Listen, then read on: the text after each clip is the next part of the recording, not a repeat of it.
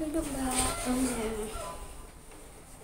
Kalau Ibu boleh tahu nih dengan Mbak siapa ya? Saya Elin, Bu. Mbak udah kenal saya apa belum Mbak? Belum, Bu. Saya kenalin dulu ya, nama saya siapa? Iya. Nama saya Widya Ningsih, panggil aja Ibu Widi. Oh iya, Bu Widi. Gimana nih kabarnya Mbak Elin? Alhamdulillah baik, Bu. Alhamdulillah. Kalau boleh tahu ini kesibukannya apa nih Mbak Elin? Saya sibuk kuliah, Bu.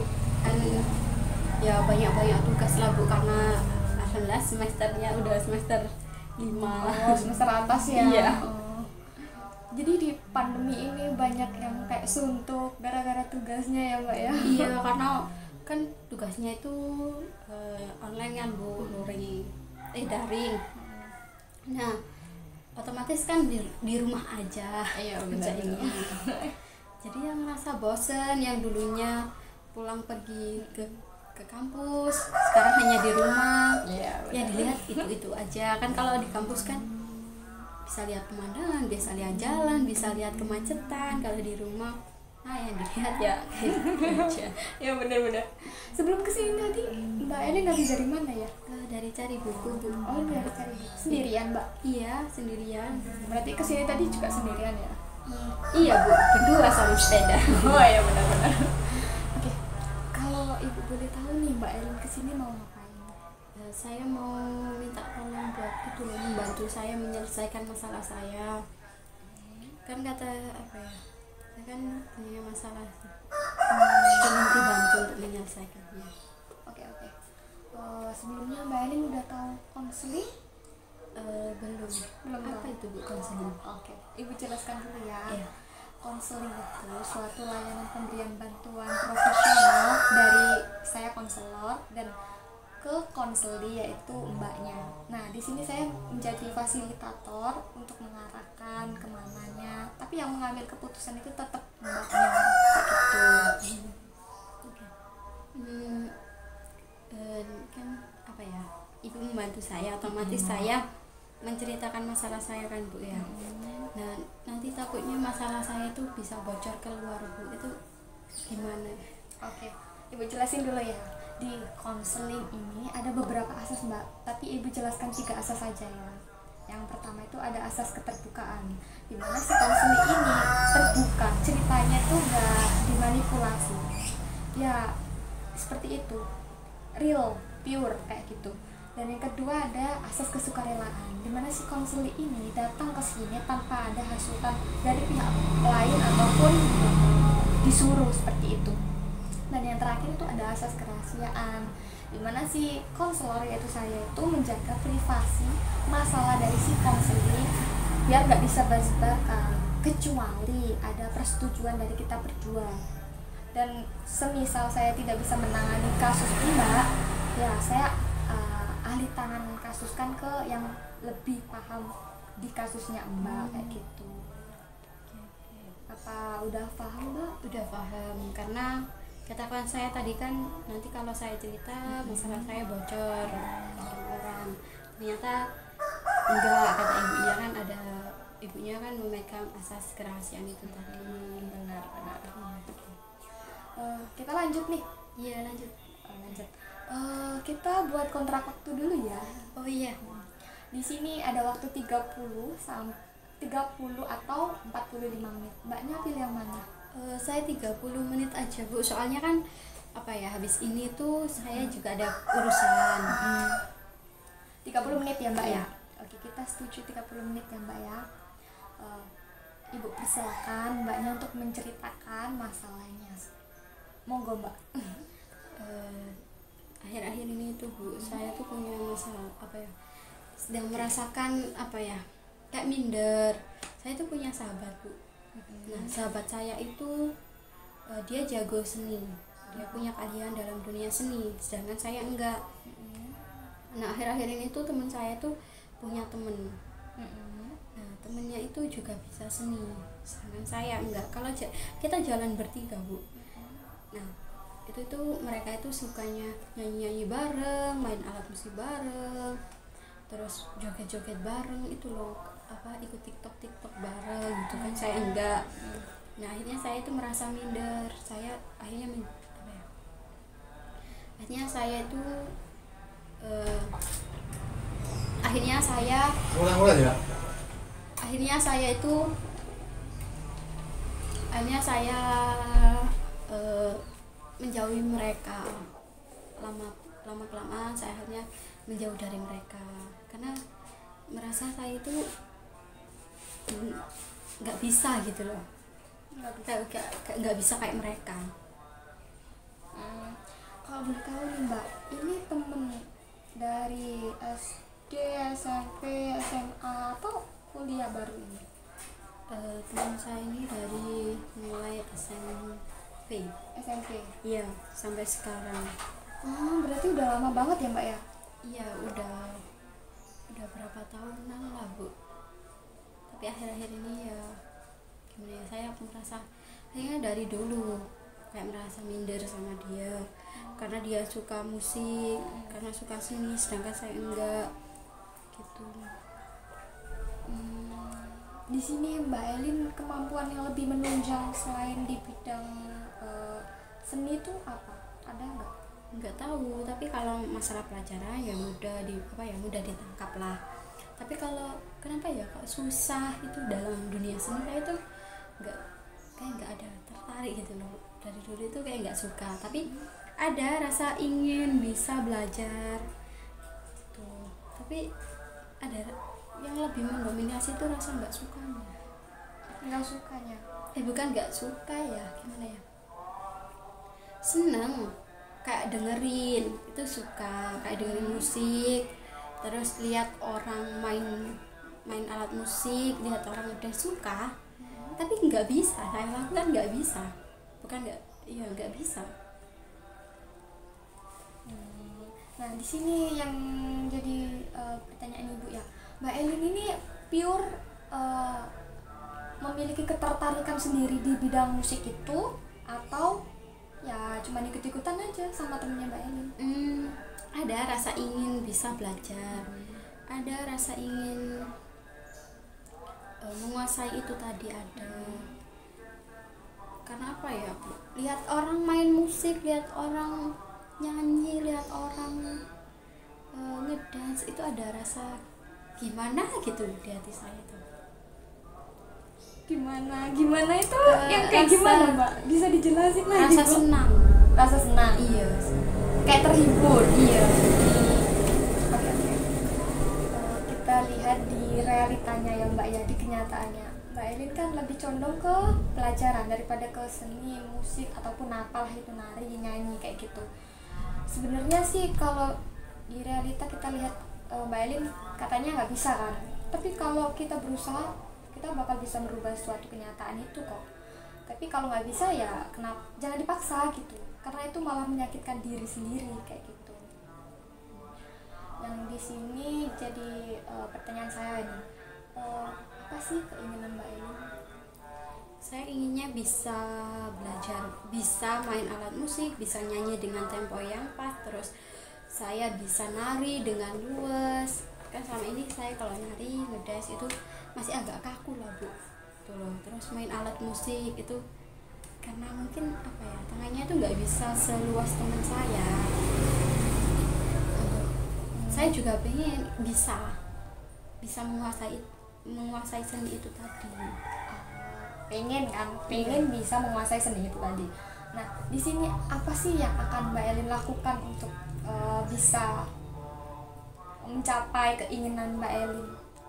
Yang sudah saya lakukan ya Bu. Nah saya sudah belajar Bu, tapi hanya lewat YouTube, terus lihat teman saya yang nari nyanyi gitu. Tapi ya hanya itu ya sudah saya lakukan. Saya baca buku tentang seni. Oke. Udah belajar, udah lihat YouTube, udah cari-cari browsing gimana bisa ngelusin ini kan. Kita evaluasi dulu ya. Kendalanya Mbak Elin di pengennya itu apa gitu. Mungkin kan ada beberapa kendala kayak gimana kayak, terus apa yang harus dievaluasi, apa kekurangannya gitu. eh, dari keadaan itu ya Bu ya, saya kan lihat YouTube, lihat orang nari, terus orang nyanyi. Yang pertama saya kalau soal alat musik itu tangan saya kalau main nggak bisa nggak bisa lah untuk nadanya itu nggak bisa nepati nggak bisa pas temponya. Terus kalau nari ritmenya itu masih kaku saya tuh Bu. Bisa belajar maksudnya bisa gerakan ini seperti ini bisa, tapi kurang luas, terus kadang temponya nggak pas. Terus ada lagi kalau nyanyi kadang temponya nggak pas juga nadanya sama musiknya, terus lupa liriknya gitu.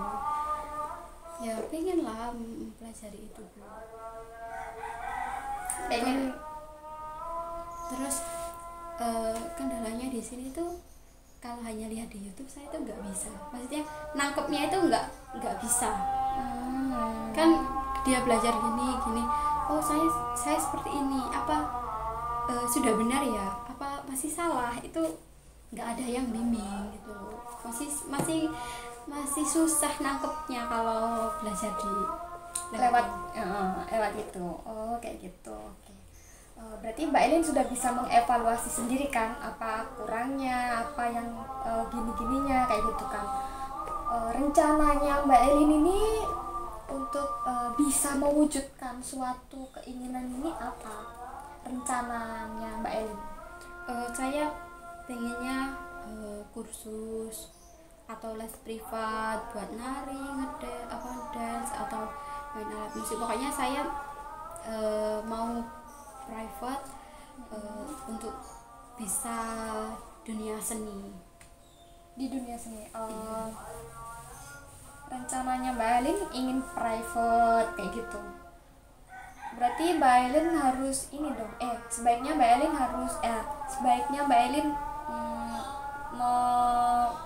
mau mengajak si orang lain untuk mengajari Mbak Elin kan. Lewat orang kan, nggak cuman hanya dari media aja kan. Iya, karena kan mungkin kalau dari orang itu saya itu bisa belajar dari diajari step ini kan. Kalau dari YouTube saya nggak tahu belajarnya harus dari mana dulu. Mungkin kalau dari orang, oh kamu belajar dari sini dulu gitu. Ada step by stepnya. Kalau kita belajar di YouTube atau belajar di sosial media atau kita belajar hanya melihat, kita nggak tahu step-step dari awal itu seperti apa, kok dia bisa seperti itu gitu, kayak gitu kan. Terus saya tuh kalau lihat itu jawaban yang kan mesti timbul pertanyaan ya Bu ya. Itu nggak bisa, saya mau tanya ke siapa gitu. Terus nanti kalau ngedance, kalau gerakan sih gini udah bener apa enggak gitu. Ya itu tadi rencana Mbak Elin harus ada mentor, ada yang mengajari Mbak Elin. Dimana kita nggak cuma dari media aja kan, kita nggak tahu jelasnya kayak gimana gerakan tangan yang benar, terus gerakan liku-liku kayak gimana gitu kan. Kalau nggak lihat dari emang media asli yaitu orang manusia yang kan nggak bisa gitu. Dari semua yang Mbak Elin inginkan, terus Mbak Elin lakukan, terus Mbak Elin evaluasi sampai Mbak Elin memiliki rencana seperti itu. Di sini kan Mbak Elin udah bergerak sendiri kan, harus ngapain, harus berbuat apa, kayak gimana, kayak gitu kan. Perasaan dari sebelum Mbak Elin sebelum kesini sampai udah mengikuti beberapa sesi konseling ini, gimana perasaannya? Ada perbedaan apa enggak? Udah lega sih Bu, maksudnya saya pandangannya gini, berarti ini yang harus saya lakukan. Berarti nggak hanya keinginan dan nggak hanya rencana aja, mungkin bisa saya praktekkan. Nggak hanya saya mau private, itu hanya keinginan aja, hanya rencana aja tanpa saya lakukan. Saya nggak akan tahu hasilnya seperti apa kalau nggak saya lakukan gitu. Berarti harus saya lakukan. Ya, harus dilakukan untuk merubah suatu. Realitanya Mbak Elin nggak bisa, tapi ternyata bisa diubah kayak gitu. sekarang ibu simpulkan ya. Di sini ibu menyimpulkan dari cerita awal masalah sampai keputusannya Mbak Elin ambil. Di sini Mbak Elin kan memiliki masalah antara mungkin mindernya Mbak Elin karena teman-teman dekatnya Mbak Elin lebih suka ke seni, ke musik, ke tari, ke nyanyi, sedangkan Mbak Elin lebih condong ke pelajaran kayak gitu. Terus Mbak Elin punya niatan kan, punya niatan tapi ternyata nggak bisa karena nggak tahu harus mulai dari mana dulu. Terus tadi Mbak Elin sudah mengambil suatu keinginan, terus Mbak Elin sudah melakukan suatu keinginan itu tadi, terus Mbak Elin sudah mengevaluasi apa kendalanya, apa kurangnya, apa yang harus diperbaiki kayak gitu. Terus ada rencana yang Mbak Elin susun juga kan, oh aku harus kayak gini, aku harus kayak gitu. Sebenarnya gini Mbak, yang ibu tahu ya, kalau kita lihat kenyataannya nggak bisa, orang itu nggak bisa. Tapi kalau kita berusaha untuk merubah suatu kenyataan itu menjadi bisa, ya kita bisa, kita bakal bisa merubah. Tapi kalau nggak ada usaha ataupun kita nggak mau merubah dari diri sendiri, ya kenyataannya ya kayak gitu aja Iya, gitu. Bu. Nah makanya ini saya tuh pengen apa ya, pengen mewujudkan keinginan saya dengan saya berusaha dari melakukan apa yang sudah saya rencanakan, nggak hanya rencana tapi juga dilakukan. Nanti bisa dilihat, oh belajarnya seperti ini, seperti ini, seperti itu. Ya saya makasih ya Bu, saya punya pandangan setelah konseling sama ibu apa yang saya lakukan untuk menyelesaikan masalah saya agar saya tidak minder lagi kalau bersama saya, dan saya juga punya keuntungan. Saya bisa yang awalnya saya memaksakan untuk bisa nari agar bisa dekat sama mereka, ternyata berguna juga buat saya jadi bisa punya keahlian, atau saya jadi bisa sedikit-sedikit dalam dunia seni Ya, saya yakin kok Mbak Elin pasti bisa menerapkan apa yang udah Mbak Elin susun, udah Mbak Elin rancang untuk diterapkan ke kehidupan sehari-harinya. Terus Mbak Elin pastilah berani dan bisa lah, saya yakin itu. Saya support dari belakang ya Mbak Elin ya. Iya, makasih loh Bu. Ya, sama-sama. Udah nih. Alhamdulillah sudah Agak lega kan? udah. Oke. Gimana Mbak? Ya udah kalau gitu makasih loh Bu ya. Karena habis ini saya juga ada acara. Mohon maaf sudah mengganggu waktunya Ibu. Kalau saya kapan-kapan kesini lagi masih boleh nggak Bu? Oh gak apa-apa, kita sharing-sharing aja, terus kita lihat perkembangan Mbak Elin. Sekiranya kalau kita bisa main TikTok bareng ya gak apa-apa, kita sambil refreshing gitu ya. Iya, makasih loh Bu. Oh iya, sama-sama. Ya misi ya Bu. Ya, hati-hati ya Mbak Elin. Iya.